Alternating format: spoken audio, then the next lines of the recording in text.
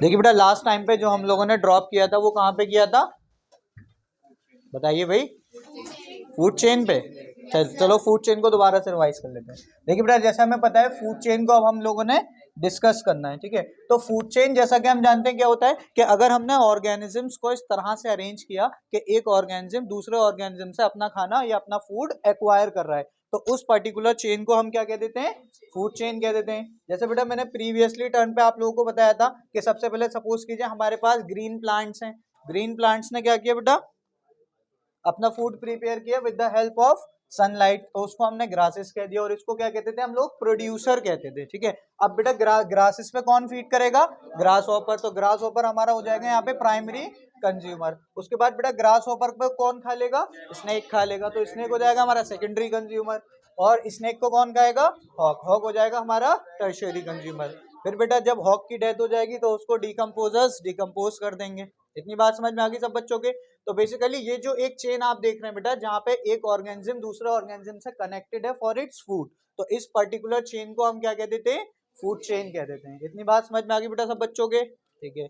आगे बढ़े, देखिए यहाँ पे लिखा है the food chain is a series of organisms in which one organism eats another organism as food. For example grass, deer, lion. सबसे पहले बेटा ग्रास को कौन खाएगा, डियर, डियर को खा जाएगा लॉइन। इतनी बात समझ में आई। अच्छा, in a food chain various steps where transfer of energy takes place is called trophic level. यानी जो बेटा फूड चेन के अंदर एक हर पर्टिकुलर स्टेप होता है उसको हम क्या कहते थे, ट्रॉफिक लेवल कहते हैं। इसका मतलब ये हुआ कि ग्रासेस का एक अलग ट्रॉफिक लेवल है, डियर का अपना अलग ट्रॉफिक लेवल है और लॉइन का अपना अलग ट्रॉफिक लेवल है।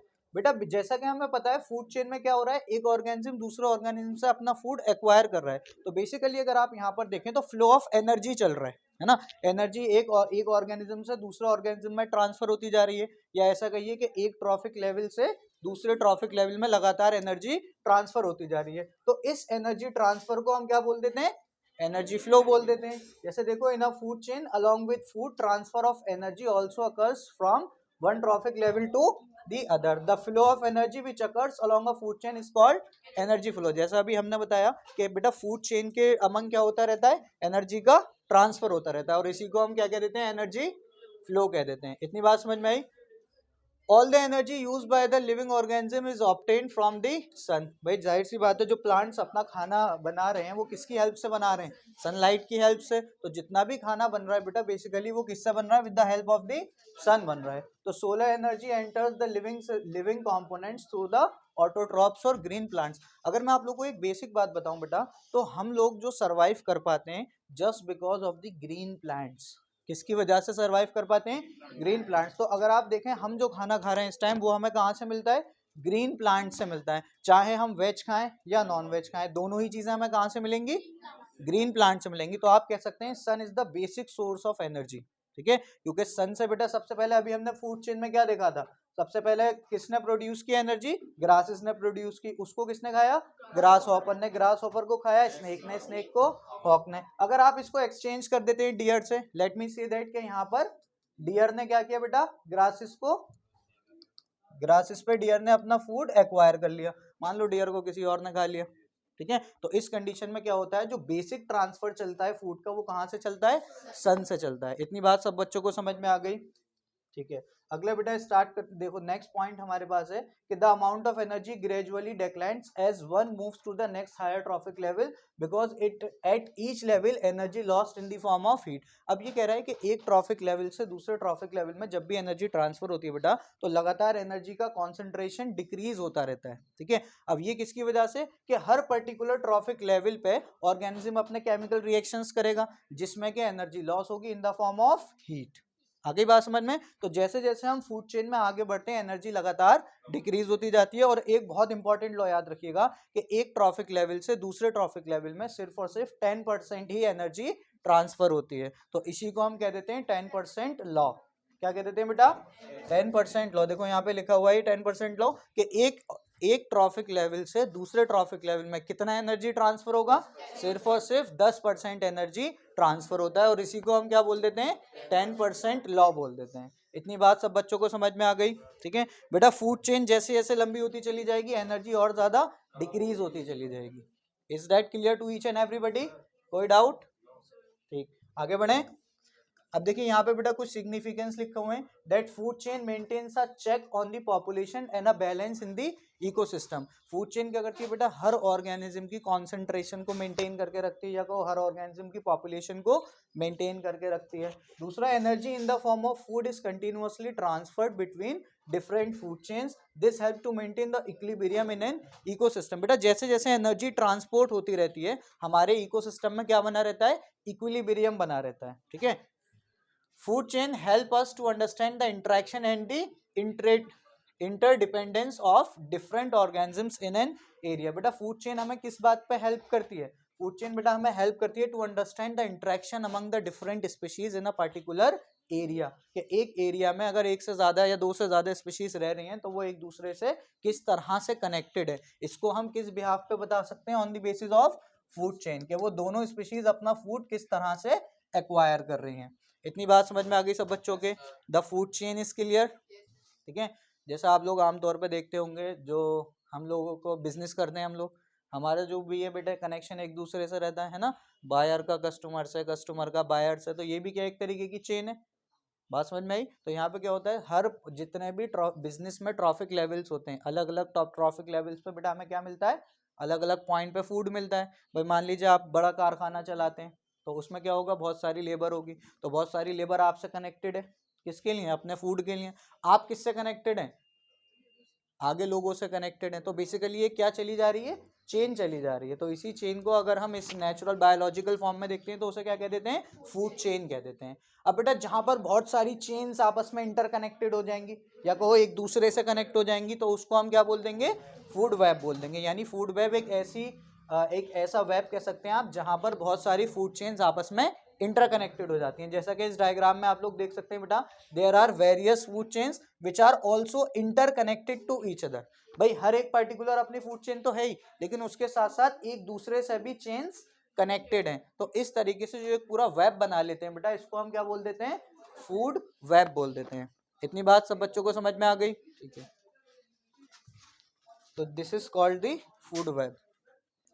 तो बेटा यहाँ पे हमने क्या समझा, फूड वेब के बारे में। फूड वेब किसे कहते हैं, कि जब वो बहुत सारी फूड चेन्स आपस में एक दूसरे से कनेक्ट हो जाती हैं, they results in the formation of a food web, ठीक है। अब इसका क्या सिग्निफिकेंस है भाई, ये किस चीजों में हेल्प करता है, food web permit alternative foods. ये क्या बताता है बेटा, कि एक दूसरे से स्पीशीज किस तरह से अपना खाना हासिल कर सकती हैं, यानी कि एक स्पीशीज अलग अलग स्पीशीज को किस तरह से यूज कर सकती है फॉर इट्स फूड। इसको हम क्या कह सकते हैं, कि वो अल्टरनेटिव फूड्स के लिए एज अ बिहेव करती है।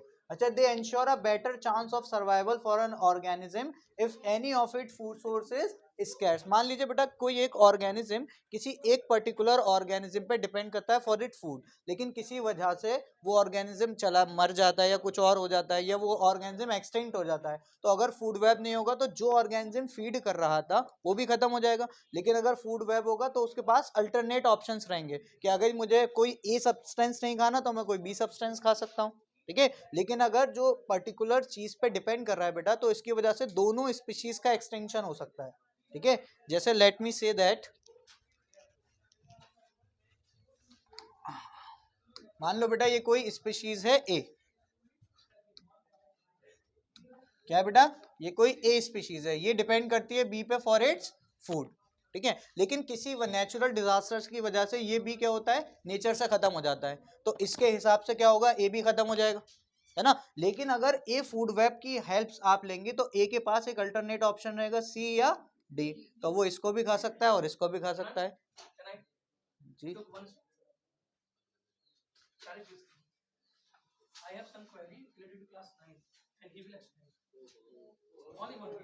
ओके, ठीक है। इतनी बात बेटा समझ में आ गई। तो फूड वेब क्या प्रोवाइड कराता है, फूड वेब ऑर्गेनिजम्स को अल्टरनेट ऑप्शन या बहुत सारे ऑप्शंस प्रोवाइड कराता है, जिसकी वजह से वो दूसरे ऑर्गेनिजम्स को खाकर अपने आप को सरवाइव कर सकते हैं, ठीक है। तो ये फायदा रहता है बेटा किस चीज का, फूड वेब का। आगे देखिए, आगे हम लोग डिस्कस करेंगे बेटा पिरामिड्स, या कहो फूड पिरामिड्स। पिरामिड्स आप लोगों ने देखे, ठीक है, कैसे होते हैं बेटा, हाँ जब भी हम किसी चीज को वर्टिकल ऑर्डर में अरेंज कर देंगे तो उसको हम क्या बोलेंगे, पिरामिड्स बोलते हैं, ठीक है। जैसे यहाँ पे जो पिरामिड हमें डिस्कस करना है वो कौन सा है, फूड पिरामिड है। पिरामिड्स को कह सकते हैं आप लोग बेसिकली यहाँ पे हम ग्राफ्स की हेल्प लेते हैं, यानी अगर आप किसी एक पर्टिकुलर चीज को ग्राफ की मदद से रिप्रेजेंट करना चाहते हैं तो वो क्या कहलाएगी, पिरामिड कहलाएगी। जैसे graphical representation of various trophic levels of a food chain. भाई आपके पास फूड चेन पे अलग अलग ट्रॉफिक लेवल होते हैं, प्रोड्यूसर्स होते हैं, कंज्यूमर्स होते हैं, है ना, अलग अलग सब्सटेंसेस होते हैं। तो उसको हम क्या करते हैं, अगर हम उसको ग्राफ पे रिप्रेजेंट कर रहे हैं तो उसको हम क्या बोलेंगे बेटा, फूड पिरामिड बोलेंगे, ठीक है। नॉर्मली पिरामिड कहते हैं, लेकिन अगर आप फूड के बेसिस पे पिरामिड कंस्ट्रक्ट कर रहे हो तो वो क्या कहलाएगा, फूड पिरामिड कहलाएगा। इसके अलावा इकोलॉजिकल जो पिरामिड्स होते हैं they are of 3 types, pyramid of numbers, pyramid of biomass and pyramid of energy. यानी 3 तरीके के आप पिरामिड बना सकते हैं on the basis of food chain. कौन कौन से बेटा, पहला पिरामिड आप कौन सा बना सकते हैं, पिरामिड ऑफ नंबर्स। पहला पिरामिड कौन सा बना सकते हैं, पिरामिड ऑफ नंबर्स। दूसरा पिरामिड कौन सा बना सकते हैं, पिरामिड ऑफ बायोमास। और तीसरा पिरामिड हम लोग बना सकते हैं पिरामिड ऑफ एनर्जी। इतनी बात समझ में आई बेटा। नेक्स्ट हमारे पास टॉपिक क्या है, सिग्निफिकेंस ऑफ फूड पिरामिड्स, ठीक है। आप लोग फूड पिरामिड क्यों बना रहे हैं, क्या कोई बता सकता है, why we are forming the food pyramids. बेटा जरा पॉज करना है इसे। हाँ भाई, किसकी मर्जी थी जरा बताओ। तो बेटा we were discussing about the significance of food pyramid. जैसा हमने बताया, the trophic level in a food chain can be explained by a food pyramid. क्या बेटा, पिरामिड क्या होता है, अरे भाई ग्राफिकल रिप्रेजेंटेशन होता है। अगर आप, है बेटा, क्यों बनाते हैं, ताकि हम अपने डेटा को आसानी से एनालाइज कर सकें। मान लीजिए आपके पास बहुत बड़ी पॉपुलेशन का डेटा है, अब आप उसको कैसे एनालाइज करेंगे, with the help of a pyramid, ठीक है। जो पिरामिड होगा वो आपको आसानी से बता देगा कि किस ट्रॉफिक लेवल पे ज्यादा ऑर्गेनिज्म है और किस ट्रॉफिक लेवल पे कम ऑर्गेनिज्म है। अगर आप एनर्जी के बिहाफ पे देखेंगे तो पिरामिड आपको ये बता देगा कि किस ट्रॉफिक लेवल के पास ज्यादा एनर्जी है और किस ट्रॉफिक लेवल के पास कम एनर्जी है। आगे बात समझ में। तो बेसिकली अगर हम अपने डाटा को एनालाइज करना चाहते हैं तो हम किस चीज का यूज कर सकते हैं, पिरामिड्स का यूज कर सकते हैं। Is that clear to all, ठीक।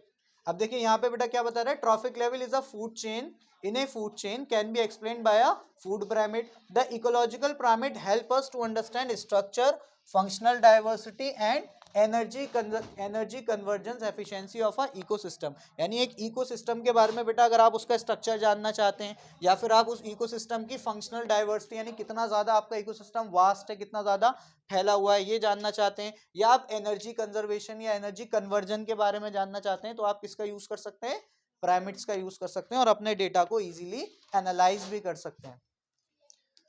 The next topic that we have to discuss is the biomagnification. अगला टॉपिक क्या है बेटा हमारे पास, बायोमैग्निफिकेशन। देखिए बायोमैग्निफिकेशन का मतलब क्या होता है, जैसे हमारे पास एक फूड चेन होती है, ठीक है। अगर उस फूड चेन में बेटा मान लीजिए इनिशियल स्टेज पे कोई टॉक्सिक सब्सटेंस है, जैसे मान लीजिए ग्रास के पास कोई टॉक्सिक सब्सटेंस है, अब ग्रास को खाया डियर ने, तो वो टॉक्सिक सब्सटेंस कहाँ ट्रांसफर हो गया, डियर के पास ट्रांसफर हो गया। मान लो डियर को लॉयन ने खा लिया, अब वो टॉक्सिक सब्सटेंस लॉयन के पास ट्रांसफर हो गया। तो ऐसे करते करते वो टॉक्सिक सब्सटेंस बहुत ज़्यादा फैल जाएगा, यानी उसका कंसंट्रेशन जो होगा वो लगातार बढ़ता रहेगा। तो अगर किसी केमिकल का कॉन्सेंट्रेशन आगे जाके फैलता जा रहा है तो उस प्रोसेस को हम क्या कहेंगे, बायोमैग्निफिकेशन कहेंगे। यानी एक टॉक्सिक सब्सटेंस अगर बहुत ज़्यादा फैल रहा है तो उस प्रोसेस को हम क्या कहेंगे, बायोमैग्निफिकेशन। जैसा हम जानते हैं ना, मैग्निफिकेशन कर देना यानी लेवल बढ़ा देना, बड़ा कर देना। तो अगर किसी टॉक्सिक सब्सटेंस बहुत ज्यादा फैलता जा रहा है फूड चेन के अंदर, तब इस प्रोसेस को हम क्या कहेंगे,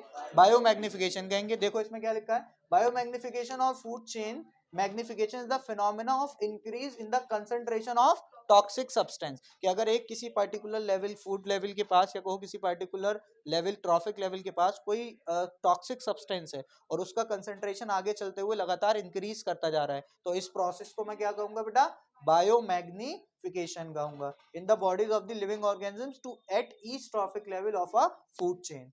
नेक्स्ट देखो, जैसे डीडीटी होता है, डाइक्लोरो डाइफिनाइल ट्राइक्लोरोइथेन, मरकरी होता है बेटा, ये सब क्या होते हैं, टॉक्सिक सब्सटेंसेस होते हैं। अगर ये फूड चेन में लगातार आगे की तरफ बढ़ते चले जा रहे हैं, मींस ये बहुत ज्यादा फैलते जा रहे हैं, तो इस फिनोमेना को हम क्या कह देंगे, बायोमैग्निफिकेशन कह देंगे। आगे बात समझ में। जैसे देखो यहाँ क्या लिखा है कि DDT dichloro diphenyl trichloro ethane an organochlorine pesticide can not be removed by washing और by means and tends to accumulate in the environment causing biomagnification. जैसे डीडीटी है बेटा, आप इसको ना तो वॉशिंग से अलग कर सकते हैं ना किसी और मीन्स से निकाल सकते हैं, तो ये क्या होगा, ये लगातार फूड चेन के अंदर एक्यूमुलेट होना स्टार्ट हो जाएगा और एक टाइम ऐसा आएगा इसकी कंसंट्रेशन बहुत ज्यादा बढ़ जाएगी। तो इस प्रोसेस को हम क्या कहेंगे, बायोमैग्निफिकेशन कह देंगे। ठीक है, जैसे यहाँ पे एक एग्जांपल दिखाई गई है, देखो वाटर है बेटा हमारे पास और जू प्लैंकटन है। यहाँ मान लेते हैं इनमें कोई एक टॉक्सिक सब्सटेंसेस है, तो इन टॉक्सिक सब्सटेंसेस पे कौन फीड करेगा बेटा, स्मॉल फिशेस।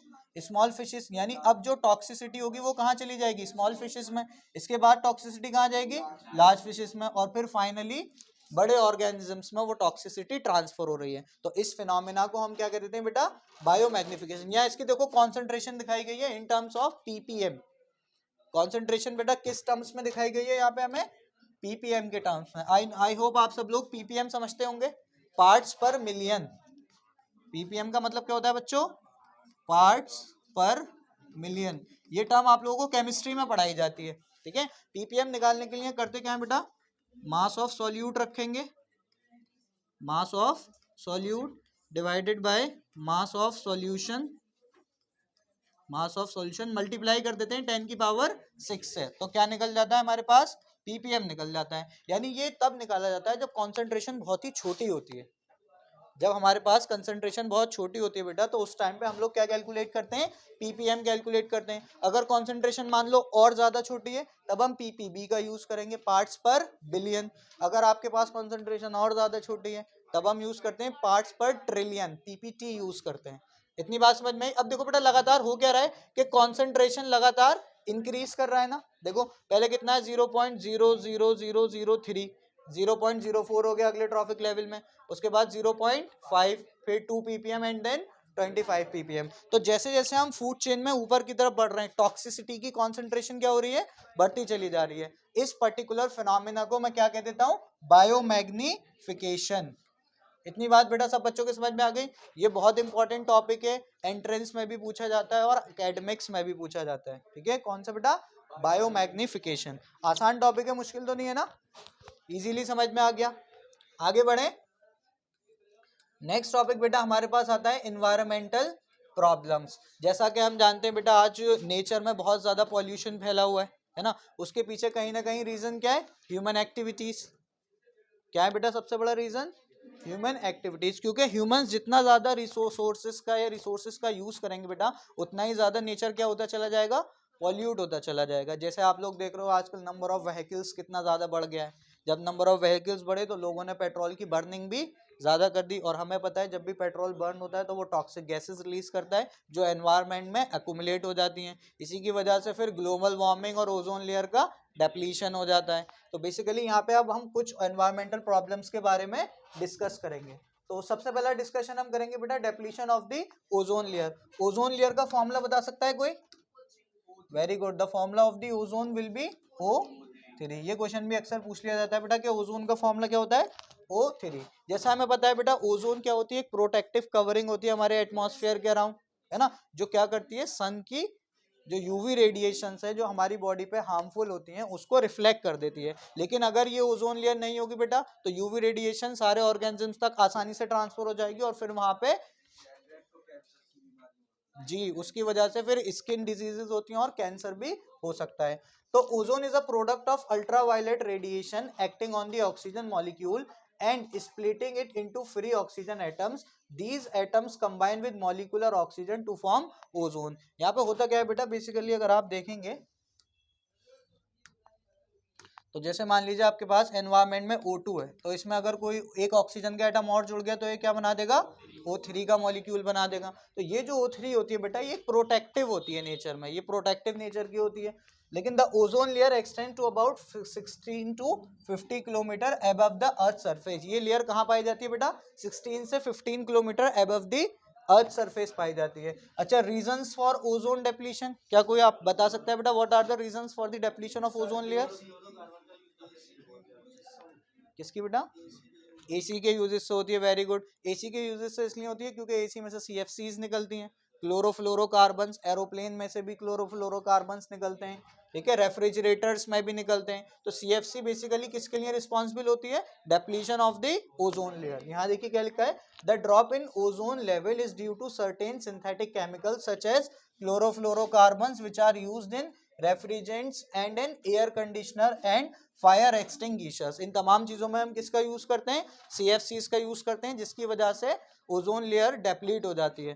बेटा इफेक्ट ऑफ ओजोन लेयर, जैसे मैंने अभी बताया था कि अगर ओजोन लेयर डेप्लीट हो रही है तो उसके क्या क्या इफेक्ट हमें दिखाई देंगे? In absence of the ozone layer the ultraviolet rays reach the earth surface, they are highly harmful to organisms and can even cause skin cancer and other diseases in human being. जैसा मैंने अभी explain किया था बेटा कि अगर ultraviolet rays earth surface तक पहुंच जाती हैं तो ये स्किन डिजीजेस कर सकती हैं, और इसके अलावा और भी काफी तरीके की डिजीजेस ये कर सकती हैं। आ गई बात समझ में सब बच्चों के? अब सवाल उठता है कि सर इसको फिर कंट्रोल कैसे करेंगे? उसके बाद क्या कोई बता सकता है बेटा कि हम कैसे कंट्रोल कर सकते हैं ओजोन के डेप्लीशन को? यानी हम टॉक्सिक गैसेस रिलीज करते हैं उसको मिनिमाइज कर सकते हैं। हालांकि आप लोग बेटा उसको नेग्लेक्ट नहीं कर सकते, लेकिन सिर्फ क्या कर सकते हैं? मिनिमाइज कर सकते हैं। यानी हम रिसर्च करें और इस तरह से रिसर्च करें कि ये जो टॉक्सिक गैसेस रिलीज हो रही हैं इसकी कंसंट्रेशन को लगातार कम से कम कर सके, तो हम क्या कर सकते हैं? ओजोन लेयर को डेप्लीट होने से बचा सकते हैं। इतनी बात समझ में आ गई बेटा? अच्छा, as per the agreement the United Nation decided to freeze the production of CFCs at level which existed in 1986। तो बेसिकली जो बेटा ये यूनाइटेड नेशन था, इसने डिसाइड किया कि वो CFCs को फ्रीज कर देगी। ये बात कब की है बेटा? 1986 की।